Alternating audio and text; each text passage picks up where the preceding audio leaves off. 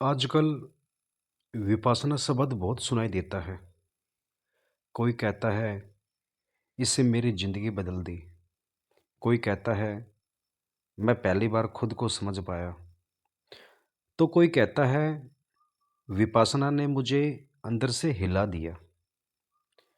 लेकिन सवाल है, आखिर विपासना है क्या? क्या यह सिर्फ एक मेडिटेशन टेक्निक है या खुद को देखने का कोई गहरा तरीका? और अगर सिर्फ आँख बंद करके चुप बैठना ही ध्यान है, तो फिर विपासना को इतना पावरफुल क्यों कहा जाता है? शायद क्योंकि विपासना सिर्फ माइंड को शांत करने की कोशिश नहीं करती, वह माइंड को समझने की कोशिश करती है। और खुद के माइंड को सच में समझ लेना शायद इंसान के लिए सबसे कठिन चीज़ों में से एक है। विपासना शब्द पाली भाषा से आया है। इसका अर्थ होता है चीज़ों को वैसे देखना जैसे ये वास्तव में है।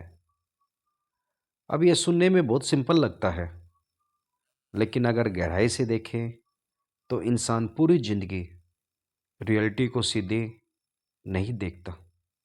वह अपनी फेयर से देखता है, अपनी बिलीफ से देखता है, अपनी कंडीशन जो कंडीशनिंग होती है जो उससे देखता है, अपने डिजायर से देखता है, अपने पास्ट एक्सपीरियंस से देखता है। यानी हम दुनिया को कम और अपने माइंड के इंटरप्रेशन को ज़्यादा देखते हैं। अगर कोई इंसान हमें इग्नोर कर दे तो तुरंत माइंड कहानी बना लेता है, उसे मैं पसंद नहीं।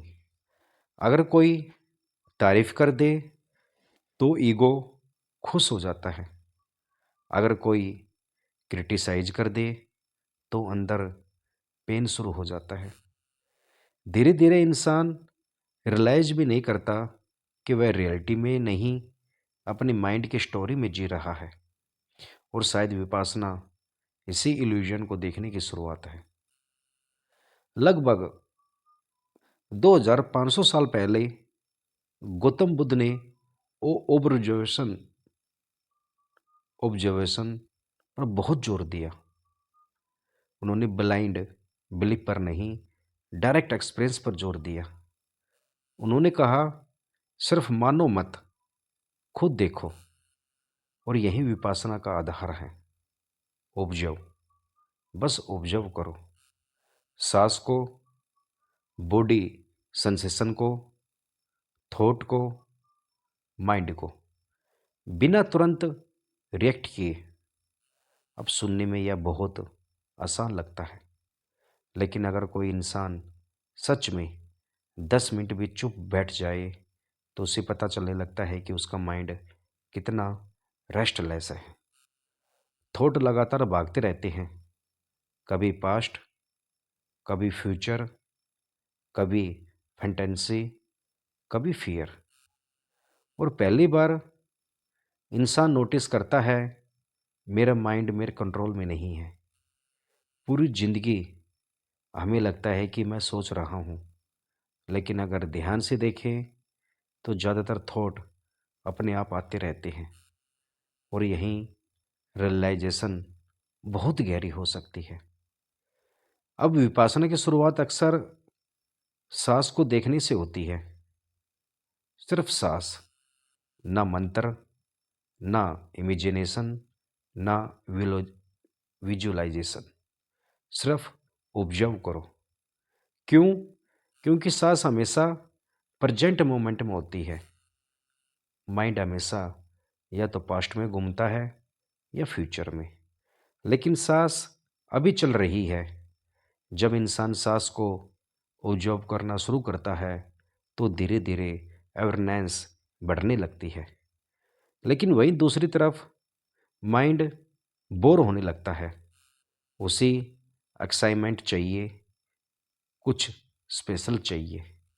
और यही इंसान को पहली बार अपने माइंड की नेचर दिखाई देने लगती है। माइंड लगातार स्टिमुलेशन चाहता है। यही कारण है कि साइलेंस बहुत लोगों को अनकंफर्टेबल लगता है। अगर इंसान सच में कुछ देर पूरी शांति में बैठ जाए तो अंदर अंदर कितना नॉइस है वह दिखाई देने लगता है।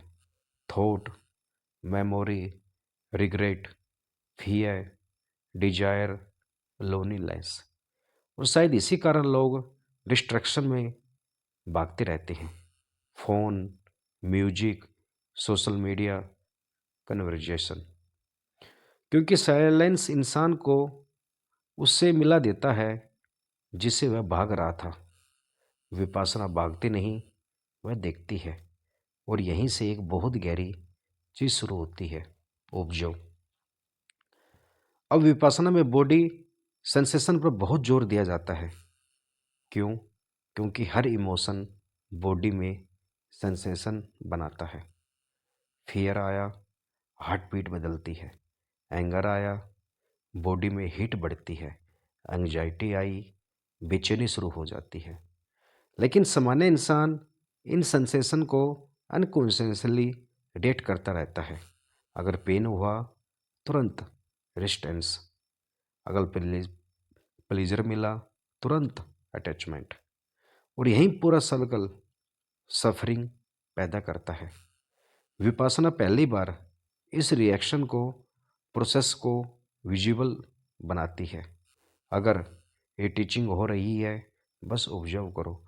अगर पेन हो रहा है, बस ऑब्जर्व करो। अगर वाइब्रेशन है, ऑब्जर्व करो। बिना तुरंत रिएक्ट किए धीरे धीरे इंसान नोटिस करता है। हर ससेनेशन आती है और चली जाती है। यही एक बहुत गहरा ट्रुथ समझ में आने लगता है। इम्प्रीमेनेशन सब बदल रहा है। थॉट बदल रहे हैं, इमोशन बदल रहे हैं, बॉडी बदल रही है, सेंसेशन बदल रही है। कुछ भी परमानेंट नहीं है, लेकिन माइंड परमानेंस चाहता है। वह चाहता है खुशी हमेशा रहे, पेन जल्दी खत्म हो, लोग हमेशा वैसे रहे जैसे हम चाहते हैं। और जब रियलिटी बदलती है तो सफरिंग शुरू हो जाती है। विपासना पहली बार रियलिटी को डायरेक्ट दिखाने लगती है कि सब टेम्परेरी है।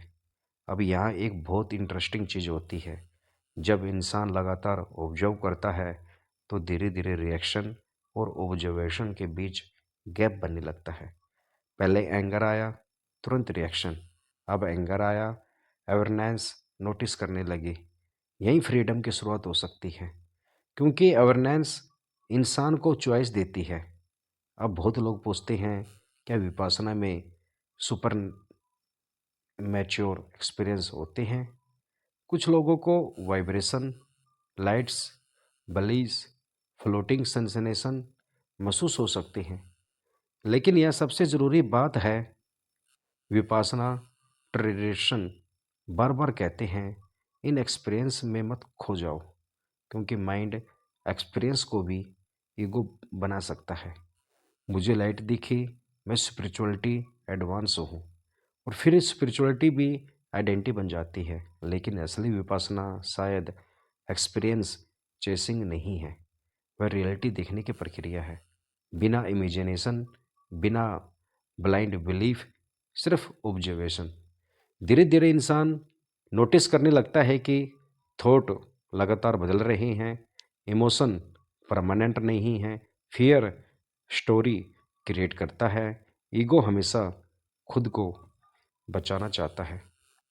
और शायद पहली बार वह खुद को क्लियरिटी देखने लगता है। अब इसका मतलब यह नहीं है कि विपासना इंसान को इंस्टेंटली परफेक्ट बना देगी, नहीं। लेकिन शायद वह इंसान को थोड़ा ज़्यादा कॉन्शियस बना सकती है। धीरे धीरे रिएक्शन कम हो सकते हैं, अवेयरनेस बढ़ सकती है, अनसेसेसरी सफरिंग कम हो सकती है, पेशेंस बढ़ सकता है। और सबसे महत्वपूर्ण, इंसान पहली बार खुद से भागना कम कर सकता है।